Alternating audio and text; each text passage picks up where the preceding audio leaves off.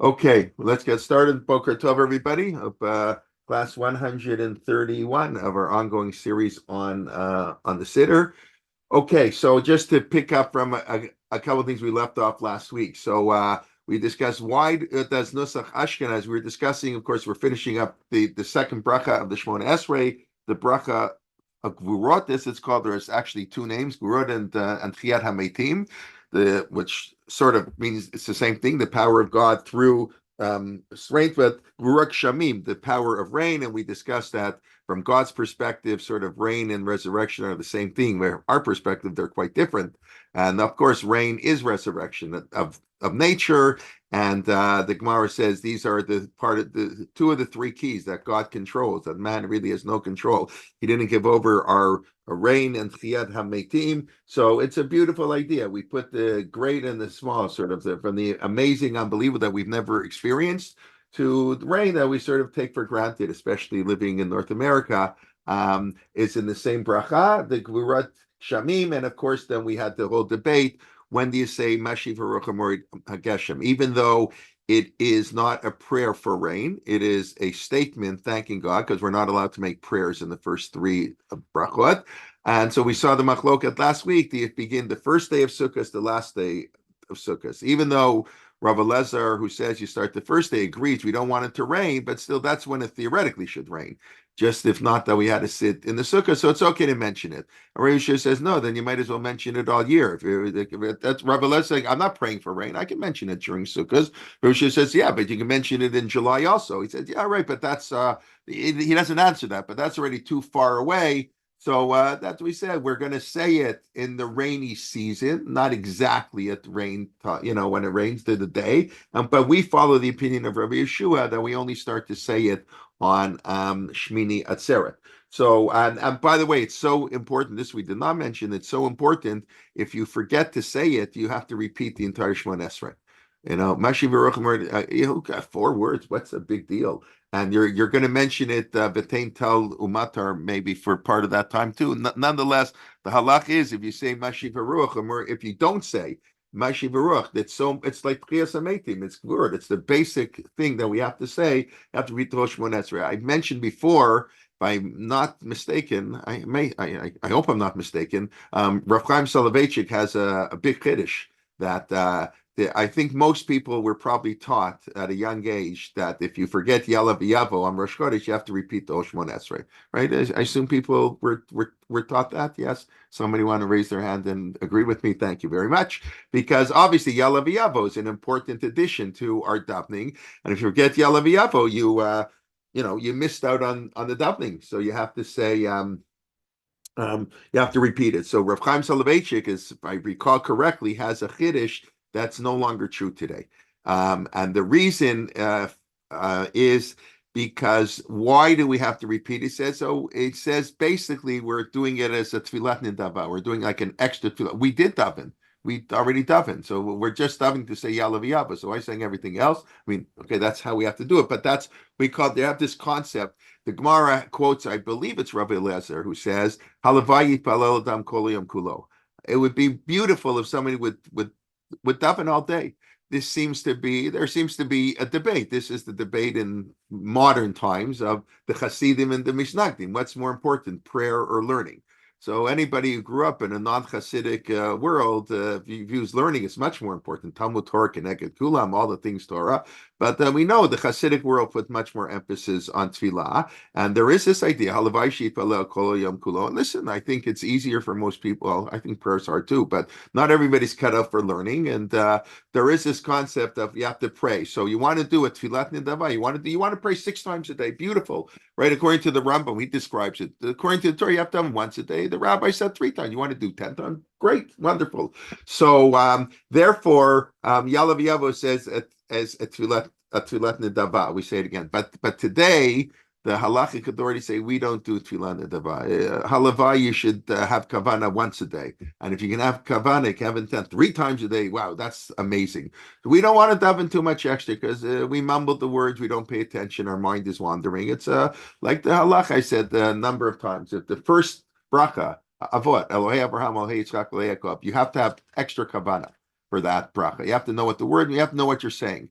unlike the rest of the tefillah. So the halach is, if you don't, you were totally your mind was totally wandering, as you said, Elohei Abraham, Elohei Yitzchak, Elohei Yaakov. I don't know if it ever happened to you, but it has happened to me. Your mind totally wanders, and you're mumbling, and you don't even know what you're doing. So you have to repeat the Shemon Esrei. That's the halacha, and yet the Shulchan Aruch says we don't do that anymore, because the fifth, you're going to not have kavanah on the second time either, the third time either. You'll never daven. You have OCD. Go back 100 times till you have the right kavanah. So whatever you mumble the words, you'll try better next time. So we've changed a lot of the halachas because we don't have the focus on tefillah that is necessary. So Reb Chaim says we don't do a tefillat nidaba. So therefore we shouldn't say Shemon Esrei again. But you have to say Yalav Yavo. No, Baruch Hashem. We daven Musaf. Rosh Chodeshim Lamchan Natatas Man Kapara Lechol Dototam. We mentioned Rosh Chodesh in Musaf. So he didn't mention it in Shachrit, so you missed out on a mitzvah, but you don't repeat Tosh Shemon Esrei. So I don't think this is well known at all. I'm sure no one has heard this before. Yeah, but that doesn't apply to Mincha. You don't have Musaf after Mincha. No, but if you mention it once a day, I think it's enough. I think I don't mean that's what I'm saying. I'm doing this from recall. I did not see this inside, but so I'm assuming. An interesting question. What would Chaim say, Mincha? My assumption is it's good enough that you said it once a day, but you might be right. Thank you for that. That Shachrit may not apply. There is a very fascinating question before you get to Rav Chaim. In the Middle Ages, when people would repeat the Shemon Esrei, they forgot Yalav Yavo. What happens if you forget Yalav Yavo at Mincha and you remember at Mariv?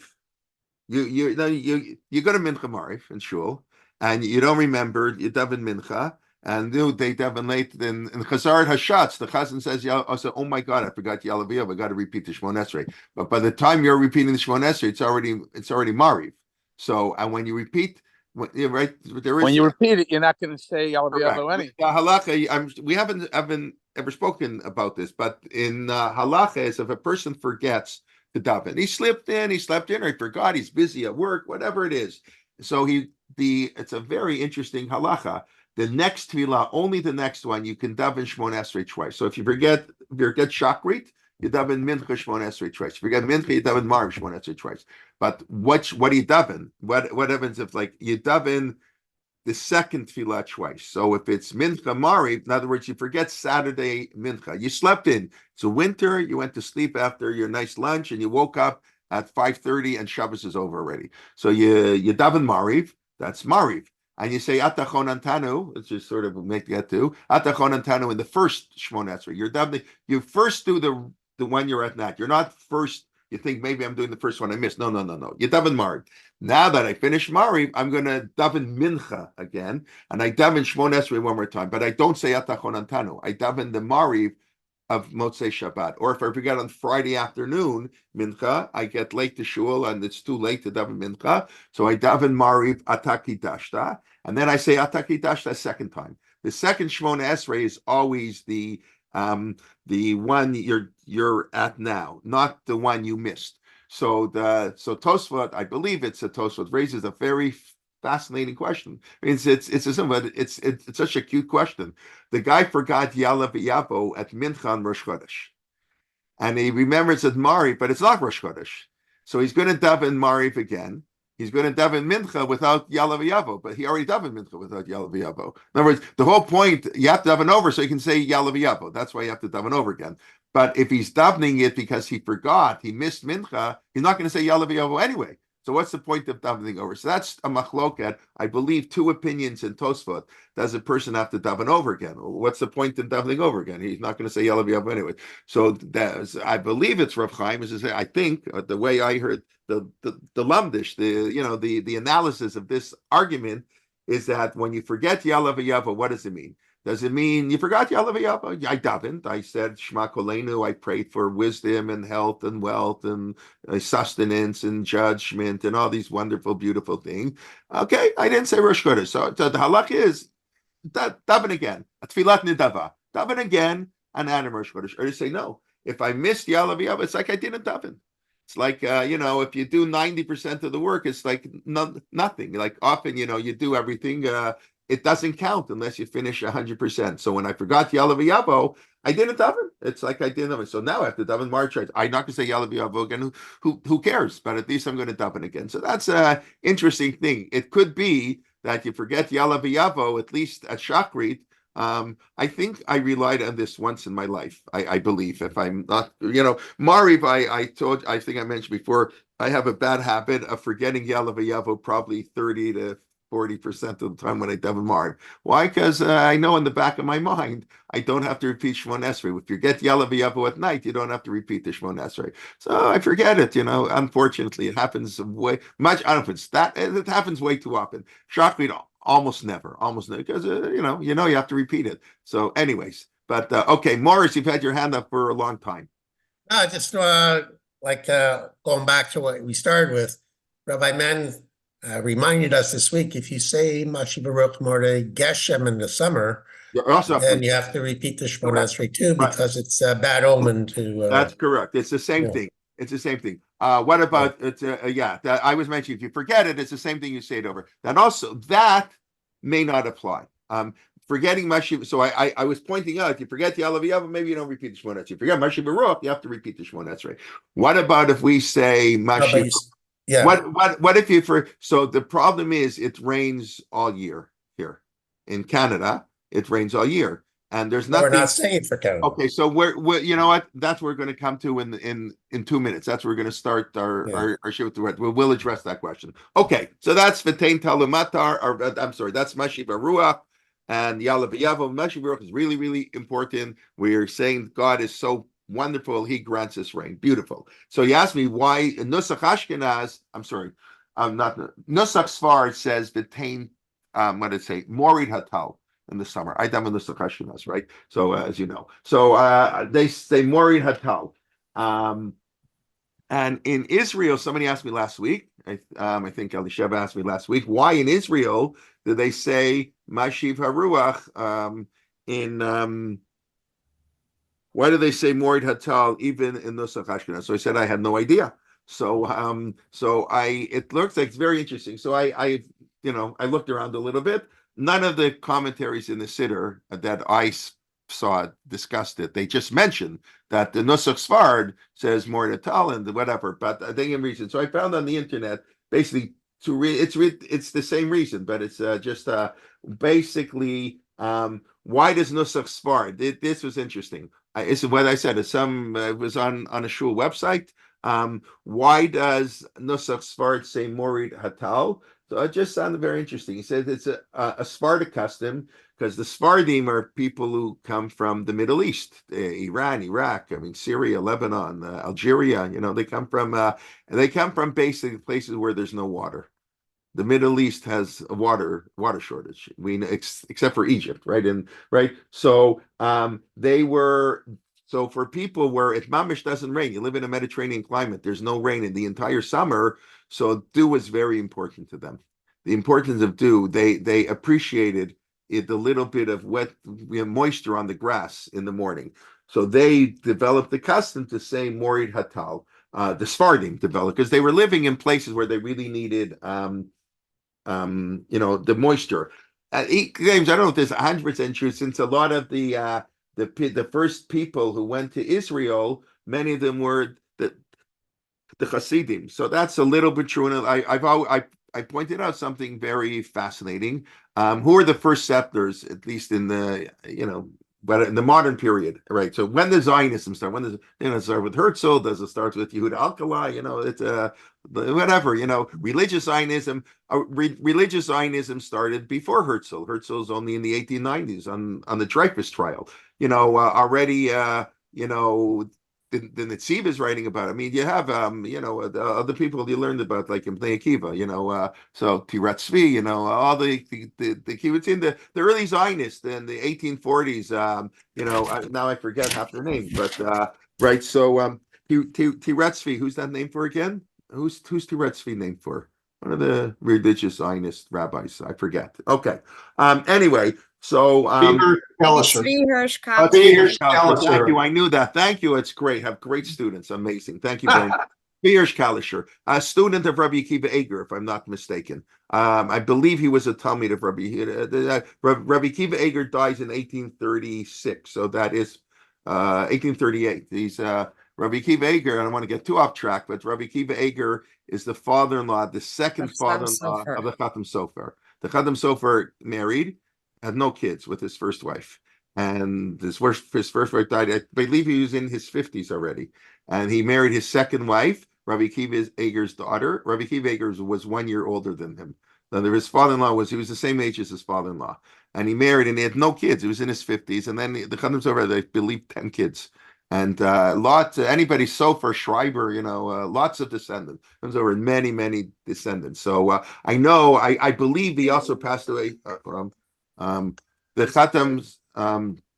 That's my son gone, but that the Chatham Sofer passed away in 1839. Anyways, Ratzvi Hirsch, I believe he was a student of the Chatham Sofer. Now I'm going to have to check that out. Anyway, so but really, Zionism, the religious Zionism starts with, I like to say, with the Vilna Gaon. The Vilna Gaon sends his Talmidim, except for Rav Chaim of Volozhin. He tells Rav Chaim, as I was told, does anybody know that Rav Chaim of Volozhin they told him to stay behind to found the yeshiva. The Grav, the Vilna Gaon, dies in 1797, and the yeshiva at Eitz Chaim, that's what it's called. The yeshiva in Volozhin was known as yeshiva at Eitz Chaim, was founded in 1803. So whatever.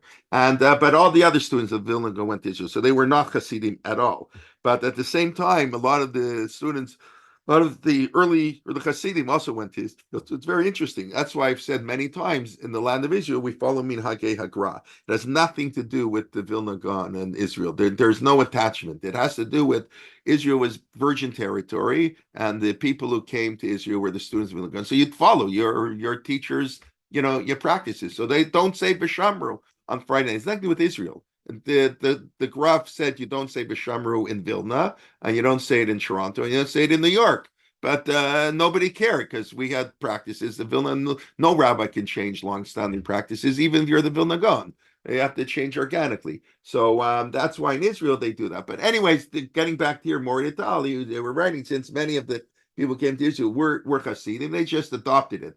But the truth of the matter, then I saw it makes a lot of sense. Israel also has this problem. Israel has this problem of no rain. It's a Mediterranean climate, no rain, a desert, and we know that's how the Torah presents Israel as a land with no rain. So God can, see to it that we follow the mitzvot, and they say that's what Shema is all about every single day. Vaya im shamoa. If we listen, v'natati matar. It's this week's parsha. Im b'chukotai telechu v'natati kishmechem b'itam. I'll give it rain in the proper season. So there was a greater appreciation. It's a very simple reason, but it's a very, very beautiful reason.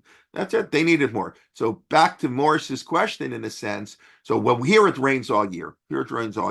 So maybe if you say B'Tein Talumatar in July in Toronto, it's not so clear you have to repeat the Shemon Esrei. And which gets us, to part two of the question we were discussing.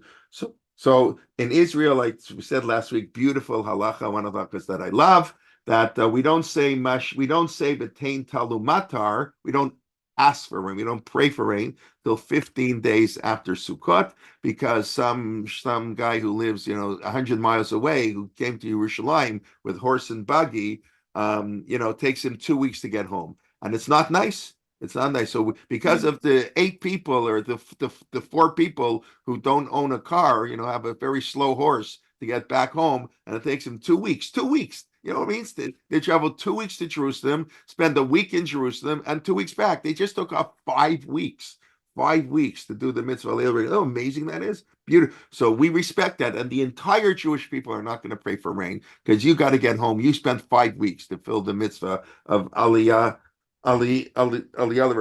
So that's in Israel. What about us? So we know we don't say B'Tein Talumat till December 5th. If you have an old siddur, if I'm not mistaken, we don't have anybody who has a siddur printed in the 1800s. Does anybody have from their great grandmother a siddur printed? Maybe your great grandmother got it from her grandmother. So printed in the 1800s. So you used to say V'tein Telematar on December 4th. In the 1900s, we started saying V'tein Telematar on December 5th.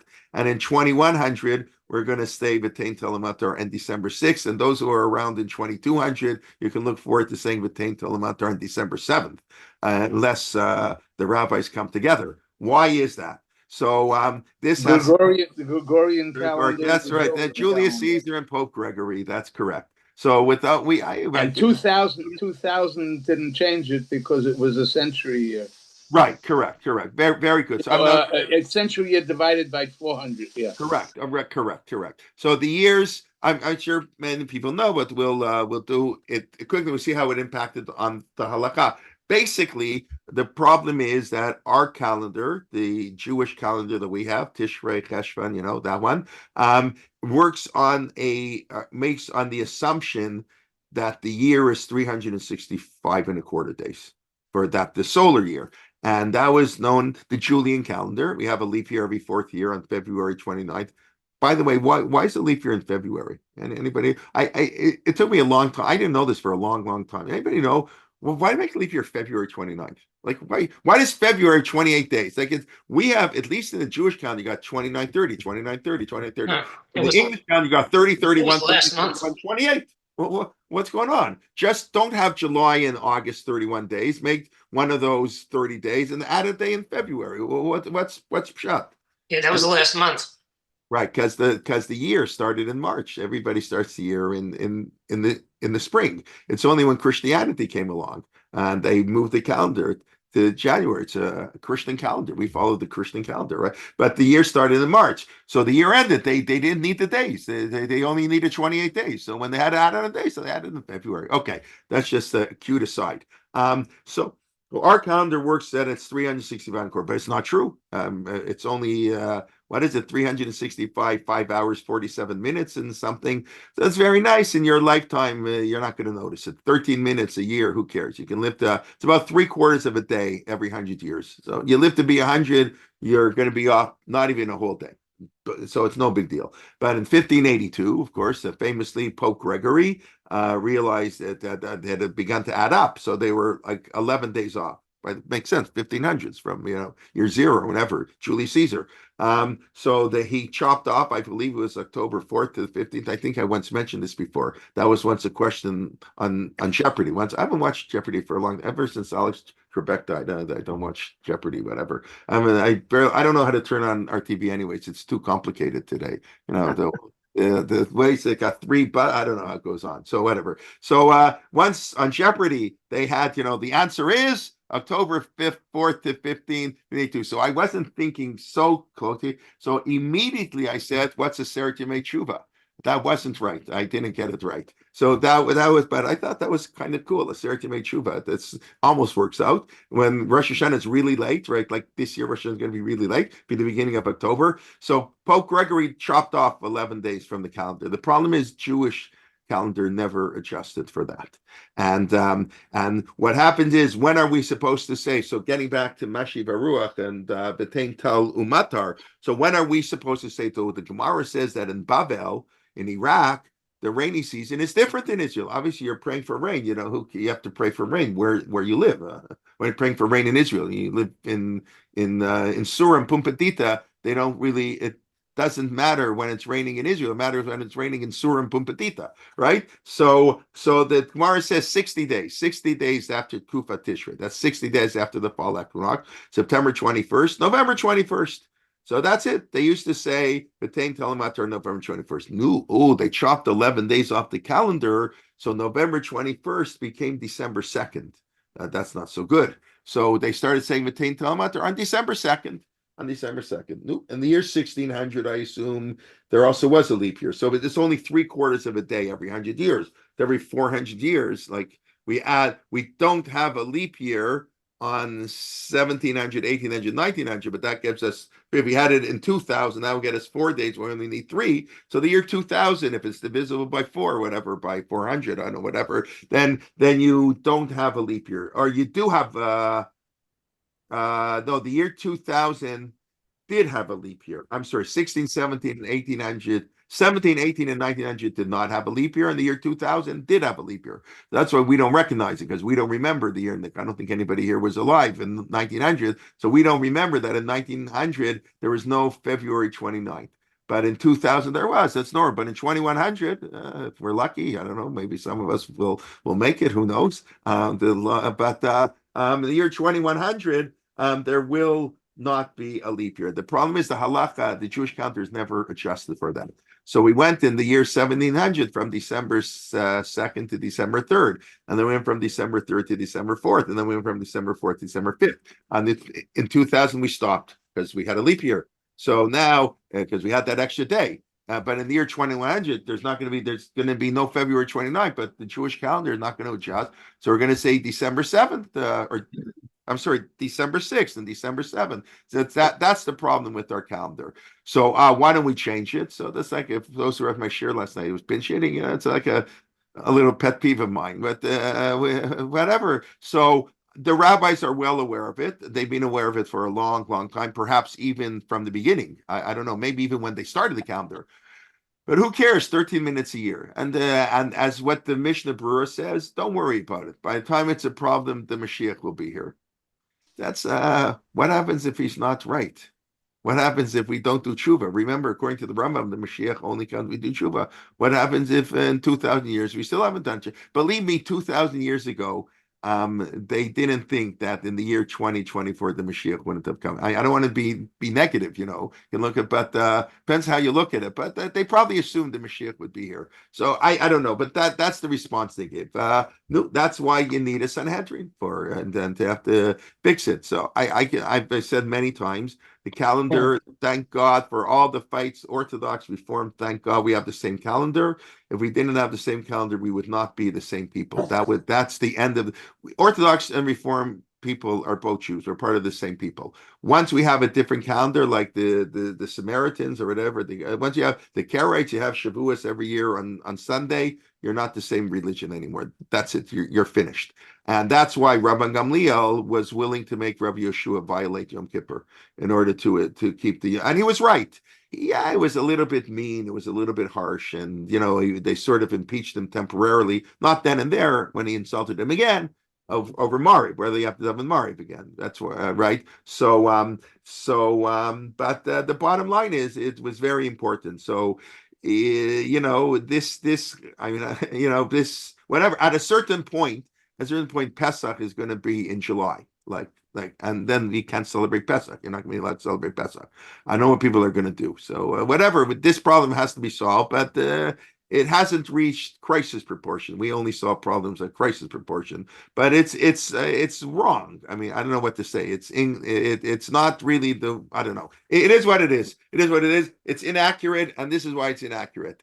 Now, this raises question number 2, is why in the world do we say V'tein Talamatar on December 4th, December 5th, December 6th? Back to Morris's question. Why don't we say V'tein Talamatar all year? Because it's very nice. In Bavel didn't do what they did in Israel, and we shouldn't do what they do in Bavel. So, relatively famously, this was an issue first raised by the Rosh, Rabbeinu Asher. Rabbeinu Asher, 1250 to 1327. The Rosh is the top student of the Maharam of Rutenberg. And the Maharam of Rutenberg gets arrested by the German government in order for ransom. They wanted money. Famously, he didn't let the Jewish community ransom him. You're not allowed to pay too much for hostages. That probably has zero application for hostages today, because it wasn't life and death. It wasn't a national thing, and it wasn't a war. It was a totally different. It's like hostage. It's like this is the same word, hostages, but it's totally different. However, whatever halachas you think should be, that's not for now. It's not the same as the hostages in Gaza, unfortunately. Whatever. So, but he didn't let himself be ransomed because the Mishnah in Gittin says you're not allowed to overpay for hostages. So, and whatever. So his student, the Rosh, said it's time to get out of Germany, and the Rabbi, I think, was also leaving Germany, tried to escape. So the Rosh escaped. He ran away, and he runs away to Spain, and It's not like today. He never spoke to anybody in his life from Spain. I'm guessing the Rosh probably never met a Sephardi in his life. Maybe there was one Sephardi who visited, who came, who moved. Okay, maybe met five Sephardim in his life. I can guarantee you the Rosh never went to a shul that davened Nusach Vard, and it's not Nusach Sfard, of course. It's Eidat HaMizrach, what we call. He didn't know anything. He came to a new world, and he arrives in Spain, and 1303 he arrives in Spain, and I think and the Rashba, Rav Shlomo ben Aderet, that's the top student of the Ramban, Nachmanides. The Ramban dies in 1190 in 1271. His top student is the Rashba. The Rashba is the Rav in where is he? Barcelona, up northern Spain, I forget. And he sends a letter to the community in Toledo. That's outside of Madrid. Madrid didn't really exist then, as far as I know. And he says, you have the Gadol Hador, the greatest rabbi of our generation, Rabbeinu Asher. The Rosh is here, and you're going to hire him as your rabbi. He's an Ashkenazi. So who cares? So that's one of the first times in Jewish history you had an Ashkenazi serving a Sephardic community. So he was like taken aback by all these like different customs. You have the same thing later on, the Meiri, when they moved from Provence. I mean, when Jews were forced to relocate, they came to Amsterdam. So there are big fights because Amsterdam is a Sephardic community, Ashkenazi, all mixed. They're all mixed in together. So one of the things that really bothered the Rosh, I believe he penned this tshuva. I believe it was on Chol Hamoed Sukkos, if I'm not mistaken. And he said, "What's going on here? Why don't they say V'tein Talumatar on the?"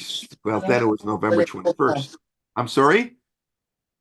Yeah, and he said we have to change it because the rainy season in Babel in Spain, the rainy season is different than in Germany, and it's different than in Israel, and we must change our practice of saying v'tein talumatar or not, and that's what he said we have to do. And I told you the Vilna Gaon couldn't get anything changed, the Rosh couldn't get anything changed, and people said, Rabbi, that's very nice, but that's not what we do here. You stick to give us a Gemara shir. I'm not interested in what you have to say about how we daven. We've been davening this way for hundreds of years. We're not going to change. So the Rosh tried, and the Rosh failed. And the Rosh, no, even though he, I don't know. From where I come from, of course, the Rosh is right. you have to daven for rain where you daven, but because of this, so I believe Rav Chaim has another chiddush that if you say v'tein talamatar in Toronto in July, it's okay. You don't have to repeat the Shemona Esrei because it's not so bad if it rains. We want it to rain in July in Toronto. Yeah, we don't follow the Rosh, but you can rely on that. Not to repeat the whole Shemona Esrei. So we don't say, and I believe, I now have to look into this. I don't know if Rav Chaim did it. He may have been him or somebody advised that if you live, I don't do this, but you know why we don't do it because we're lazy, whatever. But it said that you should take, if you live in our climates where it rains all year, you should say v'tein talamatar and shomei tefillah. You don't want to say in Baruch Aleinu. I mean, in the summer is what I meant. In the winter, you say it in where it belongs, but in the summer, no. So for whatever reason, the practice is not to follow the Rosh, to do the all thing, to pretend we're in Babel. In other words, what we did is we put all of Chutz Aretz like Babel. Like Babel is the template for everything else of Israel, because our Judaism developed, Talmud Bavli developed in Babel. So whether you're in Spain or North America or Australia, you say v'tein talumatar based on the thing in the rainy season in Babel. It's not really right. No, what can you do? So, but it isn't. So some people are concerned it's not right. So say it v'tein talumatar. That way you get both. Because in v'tein talum, I'm sorry, in Shomei Tefillah, added in Shomei Tefillah. Shomei Tefillah is a catch-all bracha. You can add whatever you want in Shomei Tefillah. So in Baruch Aleinu, we're not allowed to pray for rain. It's the summer. But but when I come to Shomei Tefillah, I need rain. I live in Canada. We need rain in the summer. So I'd say it's a little bit funny. I think a little bit whatever, but that's what it is. So that's what some people say. You should say v'tein talamatar and Shomei Tefillah now because we need rain. So it's very interesting. Even though we may not follow practice, that's a general halachic principle that when there's a debate, even if we follow one opinion, it's not that the other opinion has no validity. The Gemara says Beit Shammai has no validity. That's very interesting. Beit Shammai can negate when the rabbis decided to make the halakha of Beit Hillel. Have to figure out why they did this for another class. They decided to I don't want to say ostracized, but they decide to make Beit Shammai, you're not allowed to rely on him. But when you have a machloket, the Rambam and the Ravid, and or the Shulchan Aruch and the Shulchan Aruch says A, but lots of people disagree. So we do A, but if you did B, we're not going to we're not going to turn your life upside. The food is still kosher. No, it's not kosher according to the Shulchan Aruch, but it's okay. You're allowed to rely on other opinions because that's how the halachic system works. So while the Rosh's view was not accepted, it does have some validity. It does make some logical sense. But the idea that we follow Bavel is very interesting, and of course the idea that we're in December 4th. So you see there's a disconnect between the reality of what we're davening for and what we're supposed to and what's going on in the world. No, I don't. What can you do, Steve? You have your hand up for a long time. Quick question. Why would they have decided to use 60 days after September 21? Why? I think that was when the rainy season. I've never been to Iraq, obviously, but somebody look it up on Wikipedia when it rains in Surah. I know where Surah is. So they use the solar calendar. Yeah, of course. Yeah. We have a solar lunar calendar when it comes to, that's why Pesach has to be in the spring. That's the whole problem with our calendar. Pesach is getting later and later. It moved a day already in our lifetime. Like the earliest and latest day, I think every couple hundred years it moved. That it can't be any earlier because the way our calendar, we're pushing everything forward. So because we're not adjusting for the actual 100% accuracy of the Earth's rotation or on the sun.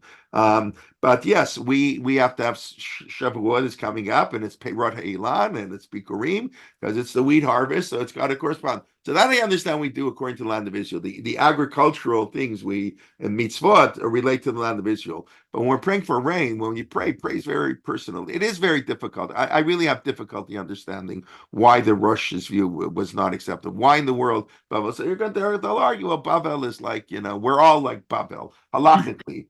But I don't know. I think prayer is not halakha. Prayer is very practical. It's not, doesn't go by, some halakhic concept that all Jews are like Bnei Bavel. It's not a prayer thing. It's like even when Yirmiyahu and Daniel, we discussed a few weeks ago, refused to say that God is Gibor v'Norah because they saw destruction, and the God says, how can they do that? They said, listen, that's what we see. It's an amazing word. I spent a lot of time on it.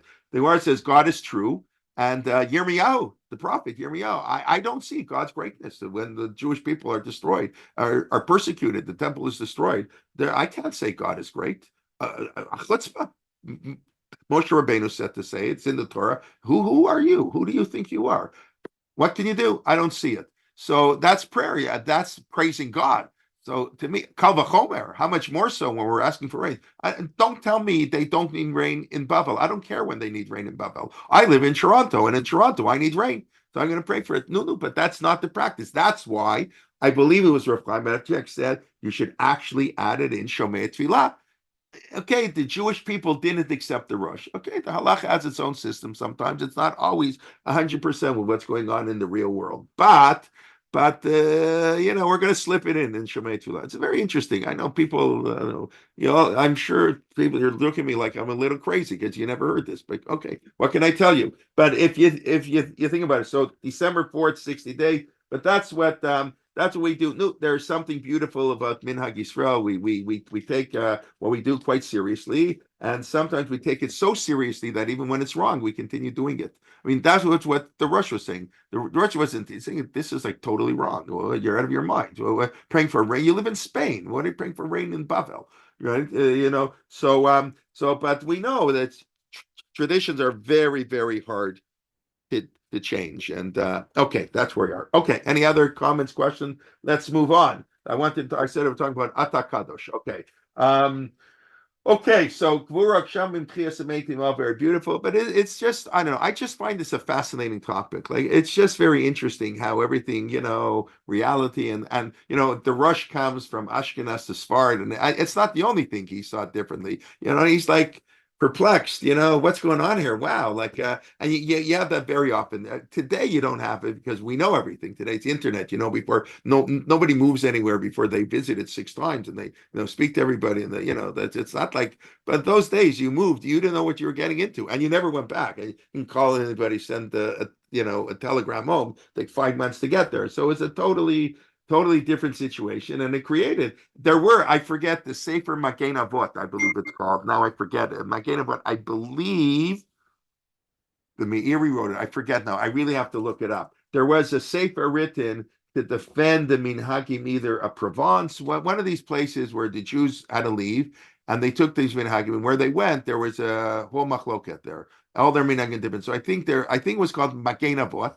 I'm going to protect my ancestors, the Minhagim we have from our ancestors. And he wrote a whole Sefer. I have to look it up now. I think 24 Minhagim that we're going to defend against what they're doing here. People take minhagim way too seriously. People take minhagim more seriously than Torah law. We discussed that minhag against the Gehenim, right? Minhag against Gehenim backwards. You know what's there's also a fascinating book that I'm just reminded of by what you're talking about. It's called Journey to Jerusalem. Okay. It's about the Bar Tanura. Okay, Mavavajami Bar Tanura. Right. Okay. He travels to Jerusalem to Israel from Italy. Right. In like the 1480s. It took him 3 years to get there. And his father realized that he would never, it's a one-way trip. And his father lets him go al t'nai that he writes letters along the way. The book is maybe 100 pages, but it is a travelogue of all the communities that he goes to. And sometimes he stays for 6 months because there's no wind to power the ship, or a ship doesn't land, and he describes each community along the way. Yeah, it is fascinating to read. That's Benjamin of Metudella. That's what he did, traveling in the 1100s, I believe. He went through. But he did it almanach to travel. This guy does. The Bar Tanura does it in order to get to Israel. That was his focus, and it is the different communities. It is fascinating to read. I mean, we today have homogenized, if that's the right word, our customs. It's very sad. We've gotten rid of minhag hamakom because everybody knows everything, and how you can't go against art scrolling. Everybody knows that. The rabbi can say what he wants, but if the art scroll Siddur says X, the rabbi can jump in the lake, and no one's going to listen to him. And everybody, the Gedolim in Israel say this. It's very sad. The idea that we don't have a Mar Atras anymore, and we really don't have any of that, and we don't have local minhagim except a little bit in Breuers. We discussed the Breuers keeps up their minhagim, and the Hasidim a little bit. It's sad. I think it's sad. We lose something. Everybody said. I mean, look at the pictures. And Mark Schwier's been talking about it. Look at the pictures of yeshiva boys in Slobodka. Look how Rav Yaakov Kamenetsky dressed. It's unbelievable. And then look, I said they wear caps and bow ties and plaid. It's like, so look how Rav Soloveitchik used to dress, in a plaid shirt and ties, colored socks, we've lost all that. Very sad. Okay. Yes, Yocheved. Okay, so I just wanted to point out that I think one area that we see the minhag hamakom going back for many years is Pesach, because many families have very interesting chumras, things they do, things they don't do, and when you ask them, it's because the grandfather didn't eat fish. For example, both my parents had a minhag not to eat fish on Pesach. Are you serious? That was the minhag. Why? Because they didn't have a fish pot, right? Well, where's the minhag? Because the fish may have exactly it would be fascinating to trace the origins of each and the explanation, but each one has a valid explanation. It doesn't sound valid here, but there was a. All the jokes we say, because the pot wasn't big enough, so they had to cut off half the fish. Whatever it is, if you're celebrating tradition, then it could have an origin that doesn't sound so logical, but it is a minhag Yisrael that people still keep very seriously. That really is a huge debate. It's the first story. You want to know the answer for the first story? It's because they used to feed the fish alcohol in order to maintain their life a little longer. There's always a reason.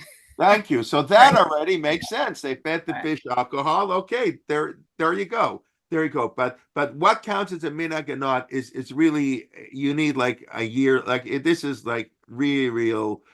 I mean, the first one. I don't know the first one. Menachem Elon, if you look in the back there, you can see. I'll go get it. You know who Menachem Elon was? People know who Menachem Elon was?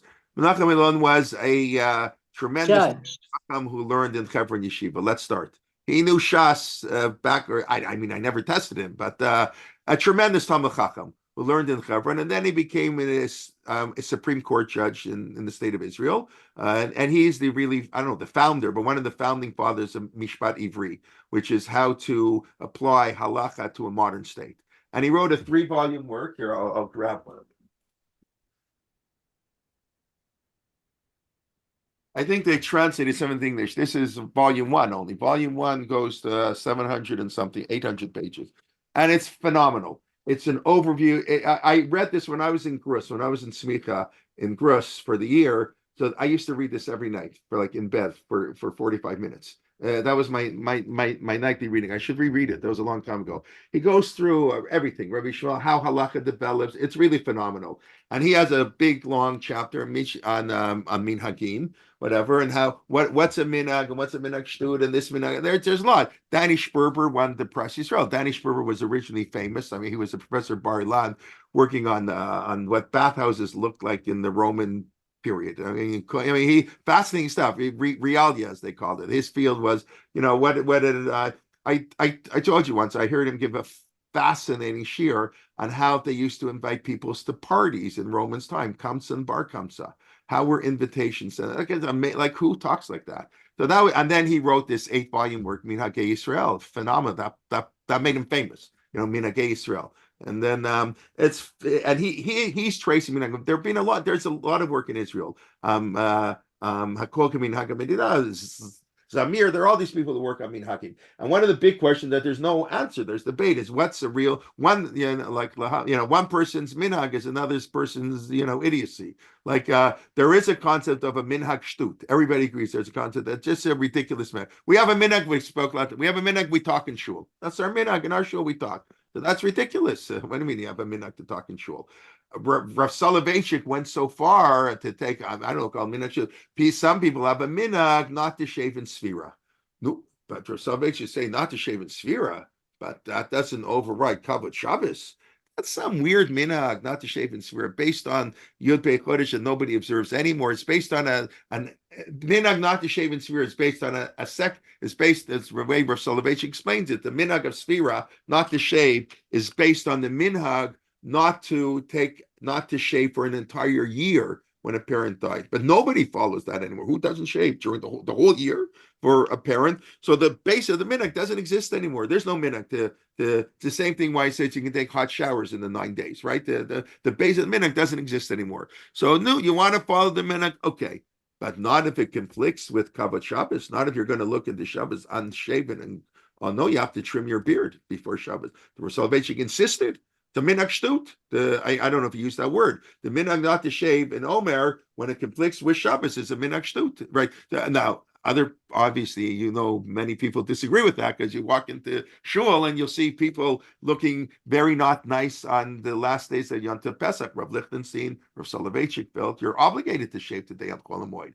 That's already not just a minhag, that's going against the din. The Gemara says you're not allowed to shave. But the way today we shave differently, so the din doesn't apply. Once you're allowed to shave on Chol Hamoed, then you're obligated to shave on Chol Hamoed. So you shouldn't look like who knows what on the last days of Yom Tov. So it's very important to trace when we're knocking. But different people, and nobody did minhagim more than Rav Soloveitchik. Like in terms of lamda, Rav Soloveitchik would spend 2 hours explaining some minhag that he didn't even follow. What's the base of it? Because according to Rav Soloveitchik, I mean, Rav Moshe Feinstein has this. There is a difference between a minhag and a convenience. Let's say now, today, I think for the first time in a while, we're going to make a late Shabbos. Why am I making a late Shabbos? Because my son's in summer school and he has an exam today. So the exam was scheduled from 6 to 8. Shabbos to the Lech benching is 8:35 today, I think, in Toronto. So it takes 40 minutes to get home. So even if he finishes 8 o'clock, gets home at 8. So they're letting him take the exam 5 to 7. Okay, 5 to 7, good. It took a while, but U of T, even though there's an encampment there, they took, they let him take the exam at 5 o'clock. So we're going to make a late Shabbos. So no, but when you make an early Shabbos, you go to shul. Let's say we'll take a progressive home. The husband stays home and the wife goes to shul. Whatever. Okay. Now the person staying home, they don't want to make an early Shabbos. Do they have to make an early Shabbos? So people say, yeah. The husband and wife have to say minhag. If the husband is Mekabel Shabbos, so the wife has to be Mekabel Shabbos, right? Didn't you hear that before? Have people heard that before? idea? Yes, no, yeah, of course. So what Ramosha finds, he said, not true. It might be true, but it's not true the way we conduct our lives. It's only true if you make early Shabbos in the summer and in the winter. So if in the winter you go to the 3 o'clock mincha minyan, you know anybody goes to the 3 o'clock mincha minyan in December and they're Makabel Shabbos at 3:30 and they come home, they're home a quarter to 4, 4 o'clock, and they sit down. No, they don't sit down. They sit in the base medrash for 2 hours and they learn. They have a shiur. They come home at 6 o'clock. You know anybody ever did that? No. So why do we make Shabbos at 7 o'clock? We're not so religious. It's not because we love Shabbos. Oh, we want an extra hour of Shabbos. It's convenient. Nobody wants to eat a meal at 10 o'clock at night.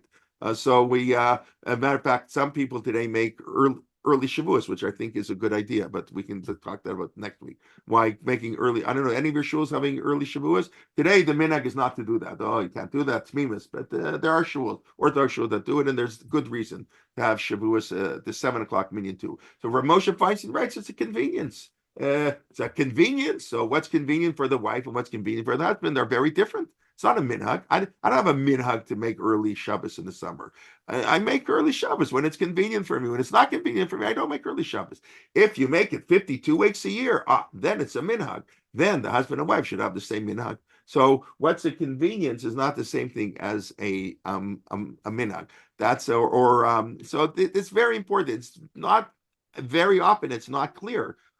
What is a minhag and what's something you do doesn't make it into a minhag. Just because you do it doesn't make it a minhag. It's the Rav would like to explain every minhag has to have a kiyum of halakha. It wasn't just, I remember the way Rav Schechter would explain it to us. The Rav didn't say that every minhag has to have a good reason. The Rav said it's not, of course it has to have a good reason. And by the way, the poskim say, I know I'm going to get into trouble. I don't we put alcohol in fish anymore. But and when the reason for a minhag doesn't apply, the minhag doesn't apply anymore. Like we even have that sometimes on Torah, but it's assumed a minhag is a minhag only when the reason applies for the minhag. That's why I asked personally. I remember going to Rav Schechter and asking him, why do we still keep kitniyah?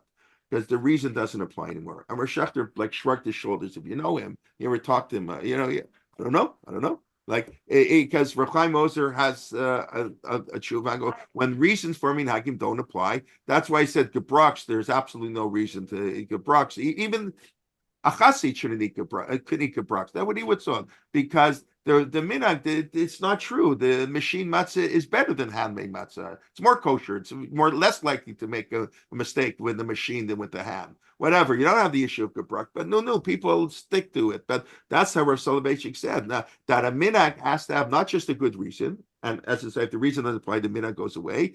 It has to have a kiyum of a mitzvah. In other words, bringing in Shabbos early is a kiyum of the mitzvah of kedushat Shabbos, of Kabbalat Shabbos. So I'm fulfilling some mitzvah when I do. Let's say I don't know. Maybe I'm making this up. I mean I am making this. Whether it's true, a person wears a black hat. It's Yirat Shemaim. It's a kiyum for that person. They feel somehow it's Yirat Shemaim. Other people, I feel weird wearing a hat. Whatever. So it's depends. But so every minhag has to have some fulfillment and extension of a mitzvah. That's how the Rav always explained the minhag. And the Rav would give shiurim on what mitzvah is this minhag, fulfilling and then you have to think, okay, making Shabbos early, it's not a minhag. It's not really a minhag to make Shabbos early. We're allowed to do conveniences, and nothing wrong with convenience, but it's not a minhag. And then there are things that we do that we claim as we do them all the time, and they're wrong, so they have to be changed. So that comes up in halacha all the time. I can't think of now examples off the top of my head, but we have halachas that everybody knows is wrong, and yet people still observe them. What do you do? I have to think of examples now. But so the field of minhag is a huge field, which is rarely studied. But that's what Rabbeinu Tam wrote years ago. People take because minhagim are personal, because it's what your grandfather did. What the Torah commanded, I could do without it. I'd be okay if the Torah said I could eat pork. Like if had the Torah allowed me to eat pork, I would be happy to eat pork. It's true. I would be, and the Rambam's. I guess I don't know. I never tasted it, but they say lobster's very good. All the Balei Tshuva tell me lobster's really good, and that the kids in chat tell me the same thing. Some of them, but even though I tell them I don't want to know. But anyway, so you know, it's the Torah. Okay, the Torah, it's very nice. But when your grandfather did it, when your parents did it, oh, so people take minhagim, they go crazy, and I get it. It's a personal connection. It's beautiful. But therefore, we fight over Narishkeit and this, and that's what Rabbeinu Tam says. Minhag's built backwards Gehenim.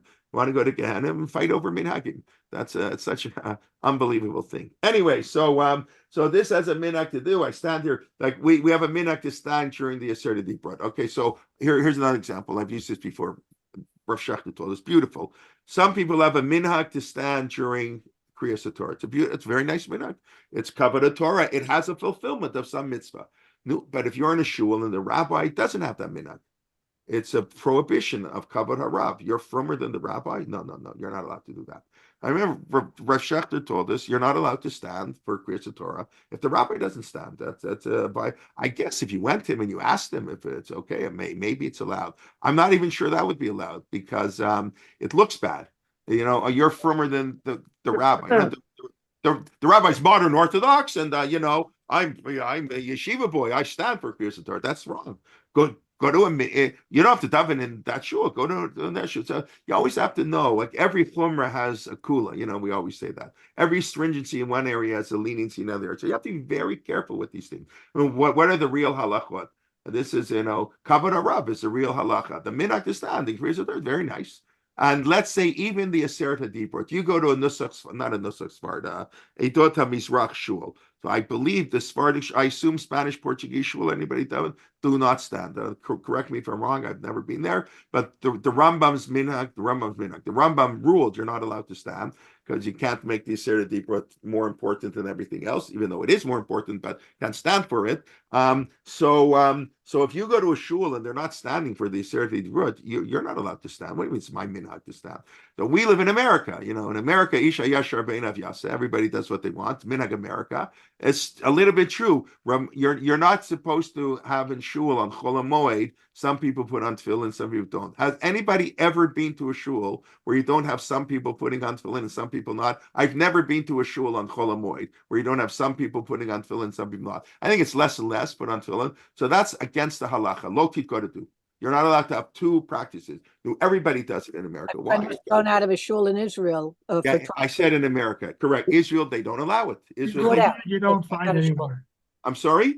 At Chabad meeting, you don't find anyone putting on tefillin. Okay, Chabad. I don't know Chabad. I'm sorry. Thank you, Zev. You can always show me in on Chabad minhagim. Chabad is their own. They have their own little, world there. Nobody puts on tefillin.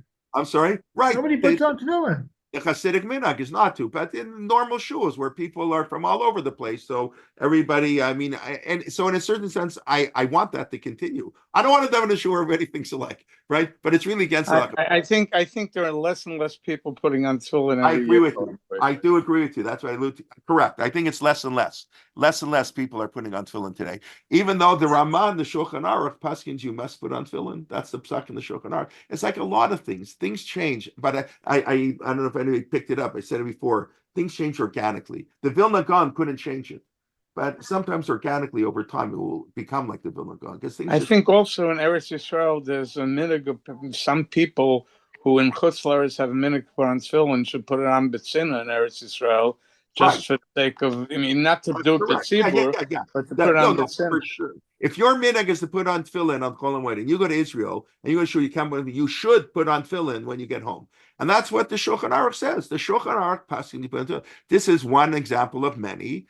We don't follow what it says in the Shulchan Aruch. Zev, you'll appreciate this story, Zev, because I remember when I was the rabbi at Bet Jacob, where Zev was very involved, and so the shul constitution had it written in the shul constitution that we follow the rulings of the Shulchan Aruch. It's prohibited to veer from the Shulchan Aruch. So I read that, I started laughing. I said, you know how many customs we do in this shul that are against the Shulchan Aruch? It's fine. That's fine. Because the Shulchan Aruch is the reason there's a taz and a shach and a Rabbi Akiva and a Piskei Tshuva and a Mishnah Brura is because we changed the psakim of the Shulchan Aruch. We don't follow them all the time. So you say meant all. It didn't say the Shulchan Aruch in its commentaries. It just said we follow the Shulchan Aruch. I thought that was kind of cute. Things change. So one of the things that's changed is tefillin. Another thing that's changed. Who was in Israel over Pesach here? Who was in Israel over Pesach? You kept one day of Yom Tov, of course. Yeah. Of course, everybody today. Everybody in the modern Orthodox community keeps one day Yom Tov today. Well, it was not like I'd say everybody, but I would say everybody in the modern Orthodox community. Correct me if I'm wrong. I don't know anybody today from the modern Orthodox community who doesn't keep one day of Yom Tov. In other words, everybody from Orchaim, whoever goes, they all keep one day Yom Tov, and that's whatever. And I remember Rav Shechter telling us already 40 years ago, telling us the minhag is changing. Even though the Shulchan Aruch says you have to keep 2 days, the Chacham Tzvi, living later in the 1600, the Chacham Tzvi, Rav Tzvi Ashkenazi, the father of Rav Yaakov Emden, the chief rabbi of Amsterdam. He was an Ashkenazi, but he's known as a Sephardic. Chacham Tzvi is a Sephardic appellation. A Chacham is a Sephardic term, even though he was Tzvi Ashkenazi. He was an Ashkenazi because he was a rabbi in Amsterdam. So he got the. Anyways, so he felt you should get one day. So that's become more popular. Things just nobody made an announcement. No post that came out and said do this. And Rav Shechter still holds you should keep 2 days, but put on tefillin on the second day. But I remember I once asked them a shaila years ago. Somebody asked me going to Israel, and they were going somewhere. Everybody in the family was keeping one day, and they would normally keep 2 days. So Rav Shechter said, in that situation, it's okay. They can keep one day. Even they can rely. I don't know if he would have done that, but he said if they want to rely on the opinion, they're going to place it. Everybody's keeping one day. They can rely on the opinion that one day is good enough. Look, now that I spend more time in Eretz Yisrael, when we were there for half a year, 2 years ago, so I asked Rabbi Willig before I went, I said, what should I do as far as Yom Tov? He said, well, what's your game plan? So if you intend to spend a lot of time there, like 50-50 or about that amount, then he said, then when you're in Israel, you keep one day, and when you're here, you keep 2 days. But other than that, he also still feels pretty strongly that you should keep 2 days there. As does Rav Shechter. Until then, 100%. So I had always kept 2 days when I went to Israel for Yom Tov. I always kept 2 days until I was there for this extended period of time. And we've been there for extended periods of time since, and I follow his psak now. Right, and then correct. A lot of people say if you own an apartment, right? I hear. When I was in yeshiva, I did the worst of the worst. I kept what's known as 1.5 days. So that's the worst. 1.5 days means you keep 2 days, like you don't do any malacha, but you don't get the benefit of Yom Tov. You're machmir for both ways. That's I think where Rav Aaron Lichtenstein held like that. A lot of in the Hesder yeshiva that was in Hakotel, that was what many people did. A few kept one day, very few people kept one day. Today, it's not even a shaila. All my kids who went to Israel and yeshiva, they all kept one day. All their friends are keeping one day. It's totally changed. And I changed. I used to keep 1.5 days, and the first of the Seder, and the last 2 times I was in Israel for Yom Tov, I kept one day. And I thought it would feel strange, but when I went with the second day of Pesach, when I went on Etil, you know what? It didn't feel strange at all. And I like 2 Seders. I like 2 days of Yom Tov. I'm like weird, one of these weird people. Like I love Yom Tov, so I miss having a second. But I don't know. When I was in Israel, it was very different. So things change, and what can you say? That's organically whatever. So yes, and you should follow what your local Orthodox rabbi says and whatever. But then there's the other guy. It's getting late already, but it's this year they're going to have something that in Israel they go crazy. They're going to have 3 days for Rosh Hashanah. Yeah. So they're not for them 2 days is a lot. So 3 correct. days. Yeah. That's I'm telling you, we had one a number of years ago. We had one of a shlichim couple. He was a Talmid Chacham. He's part of the sort of the YU Kollel. It was like the assistant YU Kollel. So they were. The question is, Israelis here should keep 2 days. Oh, that's a whole other question. Won't get into it now. So we invited him for a second Seder, him and his wife.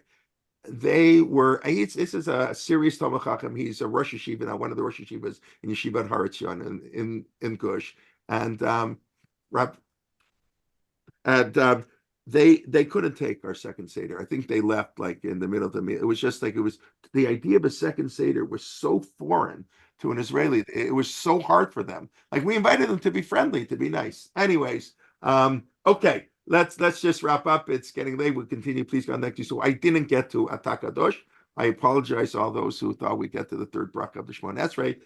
But we spend a fair bit of time talking about Mori Natal and V'tein Tal Umatar. Why Nusach Ashkenaz says Mori Natal in Israel, because they need rain. Or they appreciate the dew because it doesn't rain the whole summer, so they're much more attuned to water, and that's why said Nusach Sfard said it, because Nusach Sfard came from those countries where they needed more water, and then that developed into everybody in Israel doing the same thing, and that so even the Ashkenazim in Israel saying more to tell them V'tein Tal Matar,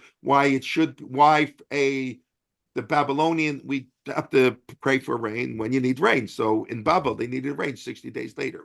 So that's what they did. 60 days later is now 75 days later because the Gregorian calendar, because our calendar is not accurate. That's one issue. And issue number two is, of course, who cares what they did in Babel? We should care what we do, but that's not the practice. The Rosh unsuccessfully tried to change the practice. By the way, I once mentioned the first Shaila, J.J. Schechter told us this, the first Shaila sent from the New World to the Old World, to Europe. Anybody know? In 1650s, the first, right, 1654 is when the first Jews arrived in the New World, I believe, right? That's in Sarna's book. They arrived in Brazil. That's where, so the first Shaila sent from Brazil, I think it was sent to Amsterdam, was, when do you say V'tein Tal Umatar? We're in the southern hemisphere. We need rain backwards. Winter is summer and summer is winter. Do we change it? And the answer they got is no. You daven like in Bavel. So in Australia, they say V'tein Tal Umatar in the summer, and they don't say it in the winter. It's whatever. And that's just interesting. That was the first Shaila that they sent back because they realized they're in the southern hemisphere. Okay, so that's what we do.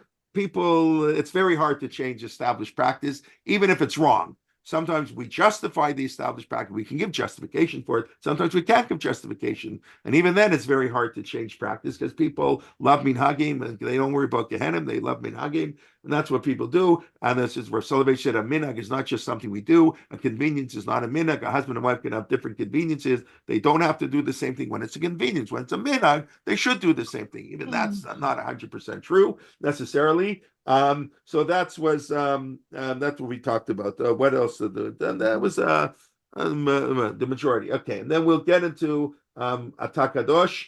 Later, but the fact that we consider all of us to be sort of descendants of Babylonian Jewry, I think is a fascinating comment. Okay, just let me see if there are any questions yeah. I'm sorry? No, okay, hold on. Okay, updated link. The second link worked. Yeah, thank you. Okay, of course, please. For those who are not going on the Israel Day Parade or willing to come to the Israel Day Parade a little bit, even if you're going to the Israel Day Parade on time, you want to get to Fifth Avenue. When does it start? At noon. You can still come to the first couple of shiurim on Sunday. We have a wonderful program. I want to thank the Almonds in advance, and 8 speakers, half an hour each on Shavuot, Inyanei Shavuot. And if anyone wants to come to Toronto next week for the Walk for Israel, you're welcome to come. It's not a parade. We all walk together. They do it slightly different here. Okay, saying V'tein Tal Umatar. Yeah, then we talked about Yala V'Yavo. You forget the Shemon Esrei, you have to repeat it, and maybe not, and can rely on these opinions. It's very interesting. I find it interesting. Maybe it's too technical. It's interesting. Saying V'tein Tal Umatar protects you if you forgot. That is correct. That's the other thing. If you say V'tein Tal Umatar, if you say Mashiv Mori Natal, then even if you forget Mashiv Baruch, I think you don't have to repeat the Shemon Esrei.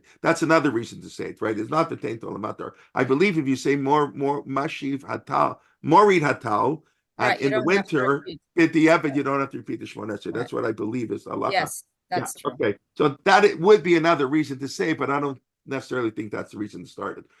The rabbi in Rothenburg, the Mamre life in prison was surely unpleasant, yes, but he was able to meet his students. And that's what I'm saying. You can't compare it to the hostages in Gaza. There may be something, but obviously, I mean, it wasn't good to be, but they weren't interested in killing him. They understood they just wanted money. That's it, And the community was willing to pay the money, and they were going to release him. And he said no.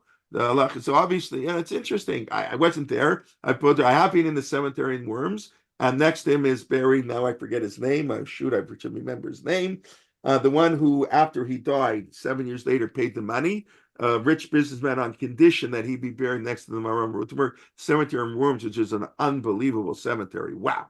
I got to see in Worms, 45 minutes outside of Frankfurt. A big Jewish community, of course, until the Holocaust, an important Jewish community, very important Jewish community. So on the front row of the cemetery, there's all over the place. The front row is the Maram of Rutenberg, and this guy from 1293. Maram died in 1293, and you can still see the stone. It's pretty amazing. Oh yeah, that's what you're rating. It's right there, and he clearly was fed. He remained there for 7 years, right? When I was in Israel in November, they're saying, that's an interesting question. When you go to Israel, should you start saying V'Tel Matar between the 7th of Cheshvan and December 5th, right? By the way, it is interesting that in Israel, the V'Tein Telematar goes by the Hebrew calendar, 15 days after Sukkot. And in America and the rest of the world goes by totally the solar calendar, 60 Well, days. that's the Mishnah and Tanis. And the Mishnah Right, I understand that, right? But it's just interesting that one is totally lunar. I mean, obviously the lunar is connected to the solar, but it's based on a lunar schedule, and one is based on a solar schedule. Yes. Yeah. Oh, you were taught to say it in Shema Kolenu. Very, very good. That's the suggestion I'm saying to do all year here. Very right. So that's very good, right? If you go to Israel, then fascinating. I don't know what's fascinating, but I hope I'll have to thank you. There is a tension between the beauty of each group keeping its own minakim versus the beauty of all Jews. Yeah, there is, but it shouldn't be a tension. On certain things, we should be united. But I think whether you do this and that, I one of the things I love, and we've started all our Jewish history trips, that we do. That I had never traveled anywhere like besides Israel. I never really been outside of London. I hadn't been to Europe. I was in Europe once in my life, and now I've been really Spain, Germany, not France, Czechoslovakia and Hungary. I've been Italy. I've been to all Greece, Morocco, and to see and go to daven in these shuls where there's still people in these communities. It's so beautiful. I love it. It's very different sometimes, very different in our davening, and there's something beautiful. I don't know if I would like it every week in Toronto, but there's something beautiful, and to have these minhagim, and they can dance together on Simchas Torah even from different shuls. But you're right, there can be a tension, and we have to work sure that there isn't. We know to respect differences. Yeah, when the Rav went to shul early in Berlin, he would send someone ahead of him to let his wife know he was coming home, so she would have to count. Oh, before he got home. Okay, that I understand. Before he gets home, but right, she then didn't have to keep Shabbos before. That's interesting. Okay. But actually, I asked a Shiloh of my local Orthodox Rav about this because we do early Shabbos. So he was told that I have, if my husband goes to shul at 7, I shouldn't light candles later than 7:15. Right. So he's not following what I'm saying. He's not doing what I'm saying. He's not following. Ramosha says you don't have to do that because it's convenient. Right. That's the standard. Like if you just look, clear. Yeah, husband and wife should keep Shabbos at the same time. So that's true. But that's Ramosha says it's not true today because I'm not bringing early Shabbos as Kedushat Shabbos. I hear. Okay, but I'm just. But I'm not saying you should light candles after 7:15. This was a very big Chacham. I'm sure he had his.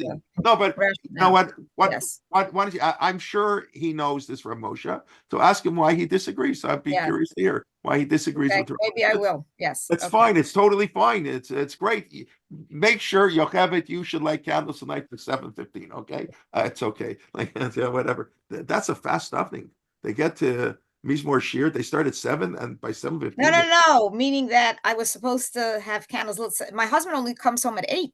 No, I know that, but when they accept Shabbos, you don't accept Shabbos to say Mizmor Shir Liyom HaShabbos. It should take more than 15 minutes to go from Mincha to Mizmor Shir. I hear, but this is what he told me. He was being machmer. He thought if you're 10 minutes late, this way you're safe. Okay, very nice.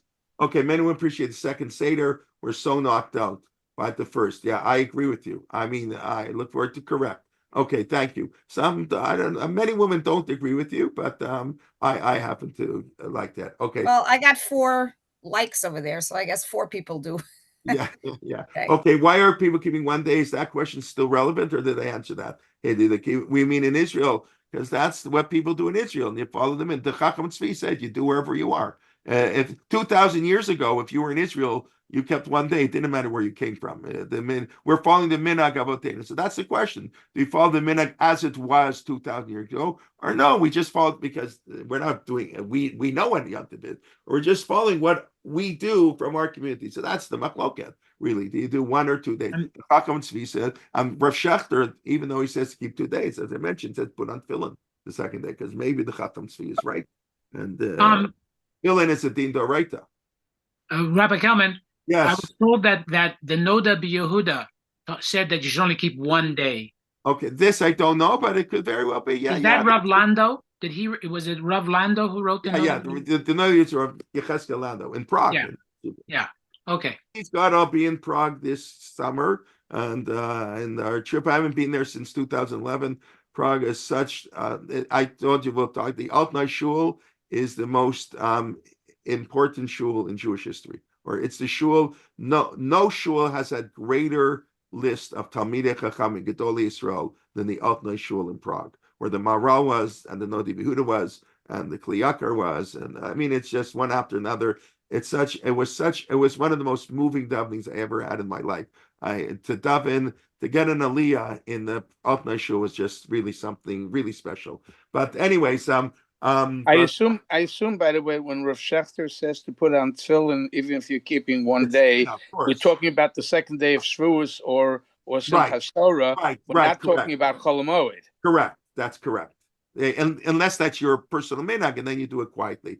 Zev, why we're keeping for rain? That's the whole question. That's what I was discussing. That's a very good question. That's what the Rush said. Who cares about Iraq? But we don't do that. We should do why not for Israel? Because we're in Chutz La'aretz. They want to say all of Chutz La'aretz is like Babel, but we don't follow Israel. Why didn't they change that? That's what the Rush said, because they didn't. We consider where Babel is it's a template for all of Chutz La'aretz. That's all. Okay, I do have to run, but I want to wish everybody Shabbat Shalom. Hopefully we'll see you. And one more very quick thing is funny story with Minhag. People came to shul one morning and they started arguing over this shul the minhag is this shul the minhag exists. The Rav said that's okay.